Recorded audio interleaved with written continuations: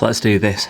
What a month it's been. I've had my first holiday since 2019. My Telegraph article was parodied in the US with one Twitter account clocking 60,000 likes and 16,000 shares. And I'm now noticing we are not far from Christmas, and I'm starting to really question if I can really afford my next Vanguard direct debit, as I need to buy quite a lot of presents. But in this month's video, I thought it'd be very topical to talk about the Santa Claus Rally. Is it just a market anomaly, or is there actually something to it? I also want to discuss why you might be feeling a little bit down about the stock market at the moment. And lastly, I want to call out why what you invest into really isn't the most important factor when it comes to investing, before of course getting into my Vanguard Portfolio update. So to get into the spirit of things, let me put this on, and before you say anything, yes, it's green because I happen to be a massive Green Bay fan, if you haven't noticed already. So the Santa Claus Rally. If you're not aware of what the Santa Claus Rally is, then it's typically a trading pattern that we see on the last 5 trading days of December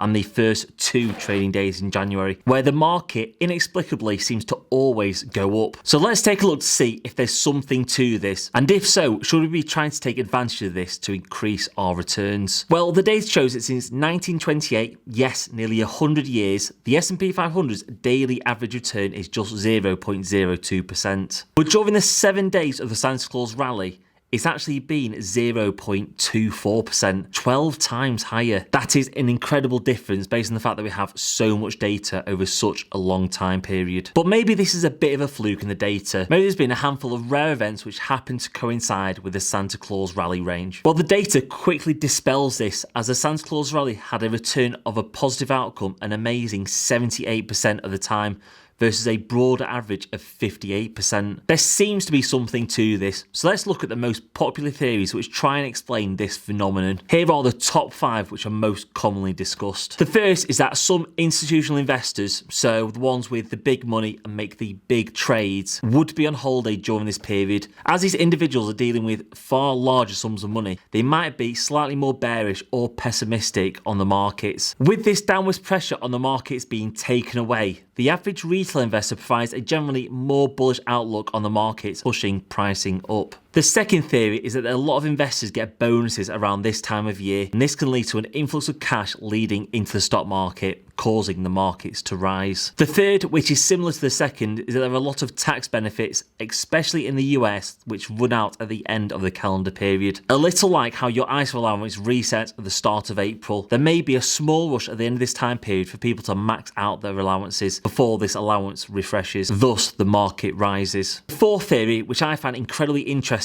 is there used to be a similar anomaly to the Santa Claus Rally called the January effect. This is where investors generally saw stocks rising during January. This trend has since faded, but the Santa Claus Rally could be individuals trying to get ahead of the January effect. The fifth and final theory is fairly simple. People may be just more optimistic because, well, it's Christmas. Lots of food, celebrating and presents may lead to people just generally feeling better. Thus, when investing, they're just generally more optimistic than normal. Nobody knows for sure, but there is a problem with the thought process of there actually being a legitimate Santa Claus Rally. Think of it like this. It's a bit like everybody knowing the best strategy for playing the game rock, paper, scissors. Science currently says that the person who wins in rock, paper, scissors is more likely to repeat their action, where the person who loses is more likely to change. But if this information was more widely known, over time, this would change people's behaviours. People would change their strategies to win based on this, effectively nullifying any benefit of knowing this strategy. Well, the same data we have just gone through does point to this. The average return of the Santa Claus Rally before the year 2000 was 1.68%. But post-2000, it's dropped to 0.98%. Don't get me wrong, it's a great return, but it could mean that more and more people are learning about this, meaning that more individuals are trying to outplay each other, thus watering down the Santa Claus Rally. It's worth noting though that since the year 2000, the Santa Claus Rally has actually produced a positive return 80% of the time, better than the long-term average. But it just seems that the negative years have outweighed the good ones during this period. Look, I could go deeper into this, but believe me, you can basically find any data to back up any sort of argument, and then easily find data to disprove that argument just as quickly. So, in my opinion, it's a bit of a waste of time. If you're the sort of person who reads tea leaves, for example, then the Santa Claus Rally might be for you. Right, I'm taking this off my head. Oh, it's really itchy. So next, I wouldn't be too surprised right now if you're feeling a little bit down about your portfolios as they've now dropped back down off their all-time highs. Having less money than yesterday does suck, and I personally don't like it either. So if you hold any sort of broad index like a global ETF or the S&P 500, then I'm fairly confident then you're probably feeling the same way. There is no shame in admitting it. For me, even though I feel this effect, I know that it just doesn't make too much sense. If the market had not peaked and instead just slowly, gradually moved up, I could guarantee I would feel far better, even though the market valuation would be exactly the same. So to understand this, I went on a bit of a Google binge to understand why losses really do suck. And this is what I came across. The psychological impact that I'm actually talking about here is commonly referred to as loss aversion. It was actually found by two psychologists that losses were twice as powerful as gains, meaning that a loss of £100 could only really be offset by a £200 gain from a psychological standpoint, even though logically you should be just happy that you're actually £100 up overall. This helps back up the fact that I believe if we had not peaked in the market recently, we would all be feeling much better. We would feel better if we'd simply increased our portfolios by £100 instead of gaining £200 then losing £100 of it. I hope that helps you understand why you might be feeling a tad low at the moment when you really shouldn't be. And just to make sure you don't feel even worse, I would hate for you to lose out on hitting the like button, so give it a little tap. Feel better now? Thought so. Lastly, I want to share a brutal hard truth about investing which really doesn't get any sort of coverage. Let me illustrate this point with a short story. After tearing my ACL playing rugby, I started getting into triathlons for a bit as a way to rehabilitate my knee after an operation. Getting better at triathlons is fairly easy. You swim a lot, you cycle a lot, and you run a lot. So unless you're eating an absolute busload of food, you're naturally going to lose weight, which will make you quicker. There's actually not a lot else to it, especially at the amateur level. Well, it was all too common to rock up in the early hours of either a Saturday or a Sunday morning to watch the first few waves of competitors start. They would finish their swim and come to strap on their cycling gear before heading out onto their cycling leg. Like any hobby, you can spend unlimited amounts of money on the very best gear. But in triathlons, you could easily get a reasonable bike, helmet and cycling shoes for around £300, especially if you buy second hand. But then there's always the ones who spend something like £5,000 on the latest carbon fibre equipment in order to reduce their overall body weight. After all, why carry 85 kilos when you could just do it at 82 kilos? The real problem I had with this was that you could almost guarantee that the majority of people with this sort of equipment were visibly overweight. After all, Lycra isn't very forgiving. I just sat there and knew that any benefit they would have got from spending £2,000 on a cycling helmet could have been achieved if they just lost 3 kilos off their massive gut. Well, in the world of investing, we have the very same problem. The carbon fibre bike or helmet in our world is the sort of funds that people invest into. People put a lot of effort in arguing over what's better, Vanguard Life Strategy versus Vanguard Global All Cap, or an ESG fund over non-ESG funds. But training a little more, eating a little bit less and losing body weight is how much you're able to invest. How much you're able to invest matters most of all, especially if you're in the early stages of your investing career. Give me the worst performing global ETF and then benchmark against the best performing global ETF, and I can guarantee it will take very little money to make up the difference. And that's assuming that you end up picking the ETF which actually underperforms slightly versus the others, which probably wouldn't happen.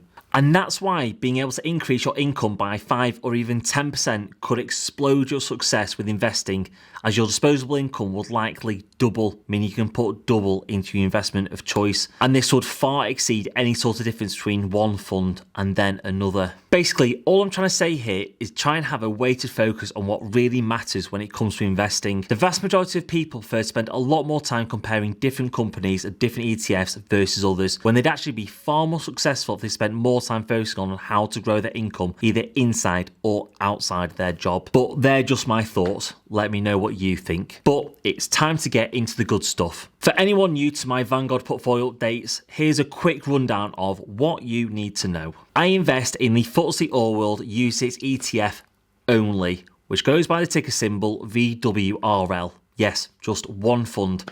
I truly believe that the vast majority of investors only need one fund. Come at me. I've been investing since the start of 2018, so I'm about to hit my 4-year anniversary. And finally, I am very much a believer in lump sum investing and, if needed, maybe dollar cost averaging. I strongly believe that trying to time the market is a fool's game. Right, now you're all caught up, let's get into it. In terms of last month, we were riding a share price of £90.48, which is the first time it had broken the mark of £90 ever. This meant that my account balance was teasing me it was only £300 off £70,000 and was at a total of £69,686. But during the last month, the unlikely happened. VWRL kept on pumping hard and actually reached £93 for just a day, a full £2.50 gain in just 2 weeks. And at that point, my portfolio was worth over £72,000. But over the last 10 days, with the emergence of the new COVID variant, which has a Greek letter for its name, and I'm nowhere near bright enough to try and pronounce that, has got the markets a little bit nervous, and they've quickly shed some value, putting my VWRL back down under £90 at £89.95. With my direct debit this month, it means my portfolio is now marginally higher than last month at £70,102, with my profits now totaling £17,000. Well, a little bit of above. I think it's 17,105 or something like that. Which means that if I actually liquidated my Vanguard ISA, I could probably afford around 100,000 Cadbury cream eggs. I've got to say, very tempting, but it'd probably give me diabetes. I haven't got diabetes already, I guess. If you have a Vanguard account, then it's likely that the movement in the market over the last week or two has gotten you a little bit spooked. I get it. Nobody wants to see their portfolios drop over 3% in little over 10 days. But realistically, your latest direct debit might have already made up the difference in that time, as mine certainly has. And if it hasn't, then just consider the last time your index dropped by more than 3%, which is very likely going to be last September when indexes dropped by roughly 5%. The market then rebounded a massive 10% following. There's no guarantee this will happen, but it's worth thinking about. If you're newer to investing and you happen to be in the red, then it's worth sharing that I hadn't been consistently in the green since around March, April 2020. And at this point, I actually had a £3,000 loss and I'd been investing for 2.5 years. And I'm not even naive enough to think that I couldn't be in a loss again at some point. So my message to those guys are keep going and be patient. It's actually better to have an underperformance earlier in your investing career for two reasons. The first is it means your same amount of cash can buy more shares. And secondly, would you rather lose 10% of £100 or 10% of £1 million? Have a think about it. As mentioned before, I think it'd be highly beneficial to you to look at how you can increase your income either inside or outside your job. And this video on the screen right now might just help you do that. Enjoy. That's all for this video. Merry Christmas and see you in the next one.